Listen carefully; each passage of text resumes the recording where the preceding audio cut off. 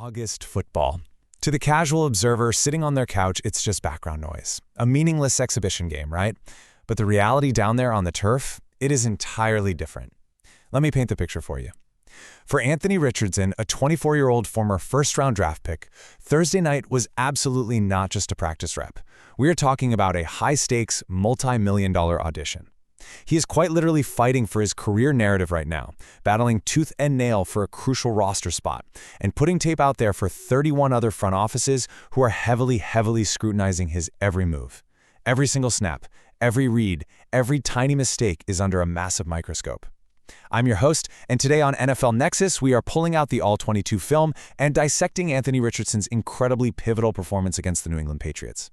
But hey, before we dive into the tape, do me a huge favor. Make sure you subscribe to NFL Nexus, hit that like button on this explainer, comment your opinion down below, and consider becoming a member to support the deep dive film room content we bring you every single week. All right, here is our film room roadmap for today's explainer. 1. High stakes in Indy. 2. Beyond the box score. 3. Analyzing the mistakes. 4. The quarterback duel. And 5. Trade bait or QB2. Let's get right into it. Section 1. High stakes in Indy. And really, this is all about the absolute fragility of the starter. You know, the entire hopes, dreams, and expectations of an NFL franchise can completely evaporate on a single, non-contact play. It forces us to confront a really harsh, immediate reality for the Indianapolis Colts. What happens if Daniel Jones falls? Look, Jones is the unquestioned starter for the Colts in this scenario. No debate there. But there's a reason he is sitting out these preseason games, and it's a terrifying one. He is actively recovering from a torn Achilles. Let's just be real for a second. That is historically one of the most devastating injuries a professional athlete can suffer. It fundamentally alters a quarterback's lower body mechanics.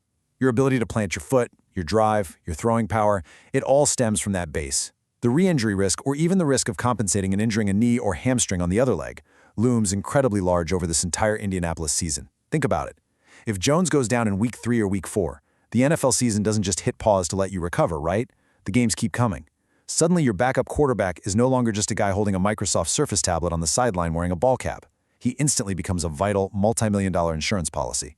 The difference between having a highly competent QB2 and an unprepared rookie, it's literally the difference between making a resilient playoff push or watching your entire season collapse, resulting in a fired coaching staff and a top 5 draft pick. That is the heavy, suffocating context surrounding every single snap taken in training camp right now. And that brings us to Gillette Stadium against the New England Patriots. This was the exact spot where all of that internal, bubbling pressure finally came to a boiling point. When Richardson stepped onto that field, he knew exactly what was hanging in the balance. He wasn't just out there attempting to casually shake off the off-season rust, you know? He is currently embroiled in a fierce, immediate battle for that critical insurance policy role we just talked about. And simultaneously, he's generating intense trade rumors across the entire league. Trust me, every single general manager who is secretly sweating over their own unstable, shaky quarterback room was studying this game tape. The stakes literally could not have been higher for a 24-year-old trying to definitively prove he still belongs in the driver's seat of a National Football League offense. Moving right along to Section 2, Beyond the Box Score. This is where we actually break down the tape.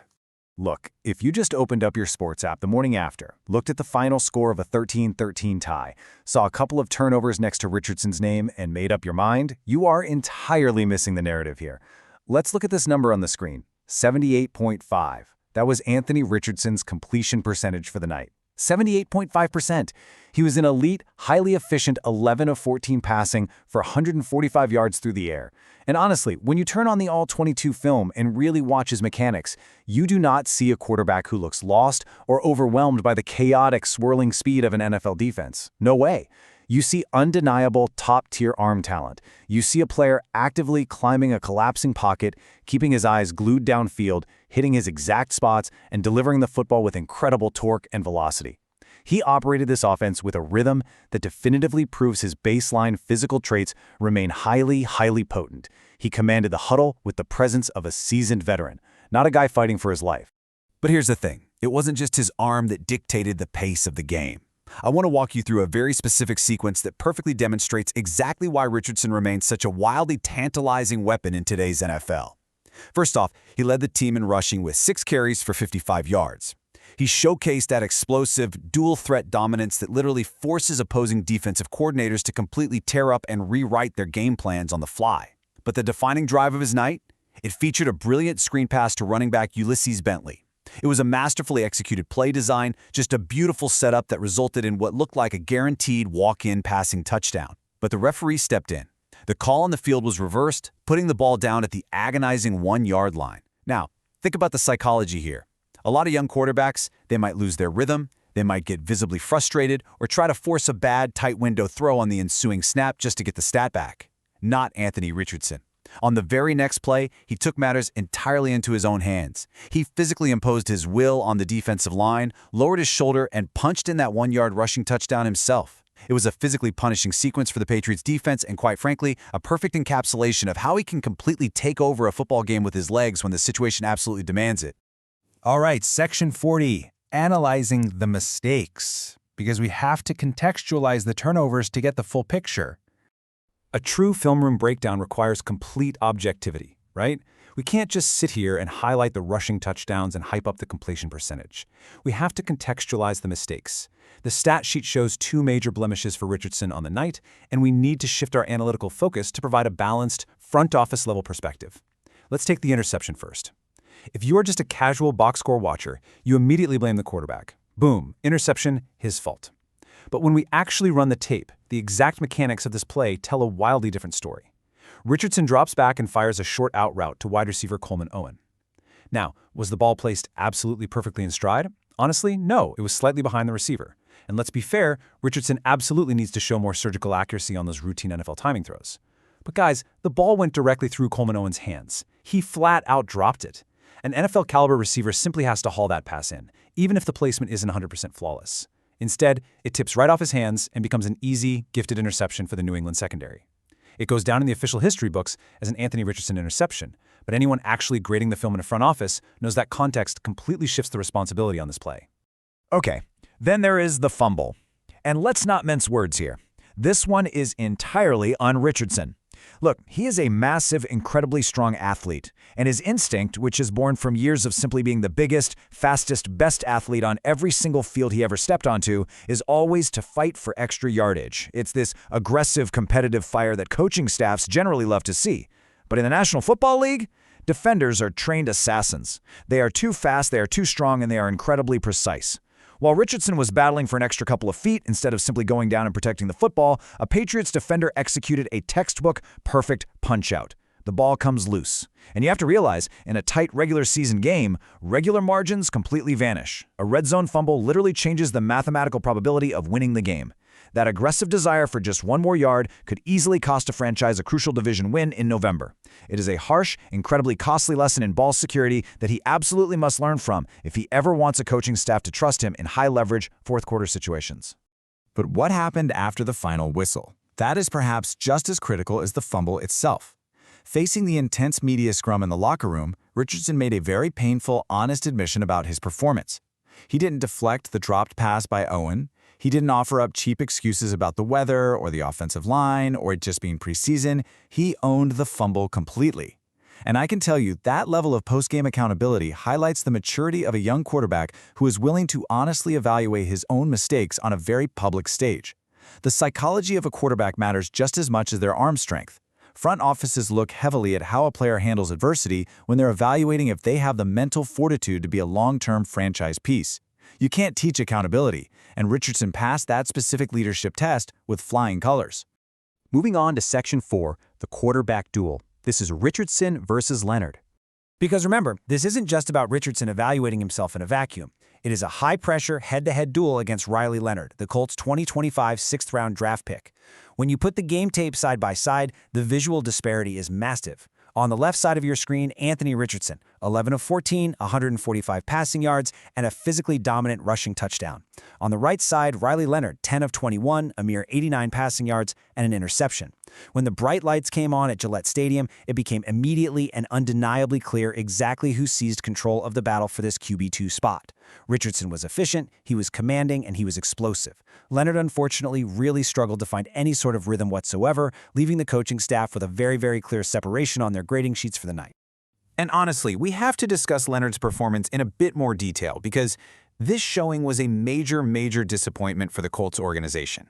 Leonard's arm looked surprisingly dull throughout the entire night. The zip on the football simply wasn't there, his timing with the receivers was consistently off, and he just looked genuinely out of sync with the sheer speed of the defense. And this is a severe regression from what we saw at the tail end of the 2025 season. Remember when Leonard stepped up in Week 18 against the Houston Texans? He put together a genuinely solid showing that gave fans a lot of hope that they had found a hidden gem. Now, we all know it's the first game back. You cannot read too much into one single August night where dead arm in the middle of a grueling training camp is a very real, documented phenomenon. But the sheer contrast between his flat, uninspired performance and Richardson's dynamic, explosive output, it was a glaring takeaway from the film room that the front office simply cannot ignore. Which brings us to our final part, Section 5, trade bait or QB2. This is the ultimate front office dilemma. It is time to zoom out and look at the macro view, the massive, franchise-altering strategic consequences facing the Indianapolis front office right now. The decision they make in the coming weeks could fundamentally alter the trajectory of their franchise and potentially several others across the entire NFL. The first strategic option, securing the essential backup. As we established earlier, Daniel Jones is returning from a torn Achilles. The injury risk is incredibly dangerously high. Based on Thursday's tape alone, Richardson's superior NFL experience, his commanding 78% completion rate, and his explosive mobility firmly place him in the absolute driver's seat to protect this franchise. If Jones goes down in late October, you need a guy who can step right in, operate the exact same playbook, and keep the team competitive without drastically altering the offensive identity. Richardson has proven on tape that he can be that guy. There is a very strong, compelling argument to be made that keeping him on the active roster is the smartest, safest play for a team that desperately wants to contend this year. But then there is the second option, capitalizing on his rising trade value. The lingering trade rumors have been swirling around Indianapolis for weeks, and they are only getting louder after this performance. The ultimate irony here is that every single brilliant preseason throw Richardson makes, every time he flashes that elite first-round pedigree and literally runs over a linebacker, he becomes a highly coveted asset for desperate teams across the league. Picture a general manager in the NFC who just watched their starting quarterback go down with a knee injury in practice.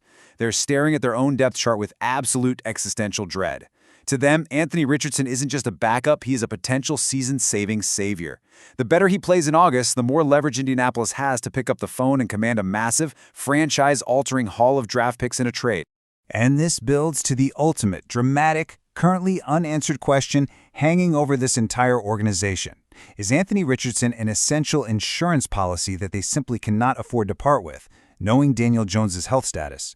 Or is he a high-value trade chip that can bring in the crucial draft capital needed to build this roster for the future?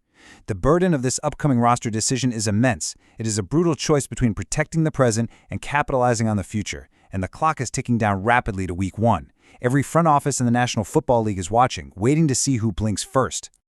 This story is far from over, and the consequences of whatever decision Indianapolis makes will ripple across the entire NFL landscape. We are going to be closely tracking every unfolding rumor, every leaked piece of practice tape, and every single snap as this front office drama plays out. If you want to stay ahead of the curve and get the most detailed, objective film room breakdowns anywhere on the internet, you need to subscribe to NFL Nexus right now. Hit that like button, and I want to hear from you directly. Comment your opinion down below. Should the Colts keep Richardson as their essential QB2? Or should they trade him away right now while his value is sky high? Let's get the debate going in the comments section. And hey, if you love this level of deep dive, no-nonsense analysis, support the channel directly by becoming a member today. I'm your host, and I will catch you in the next explainer.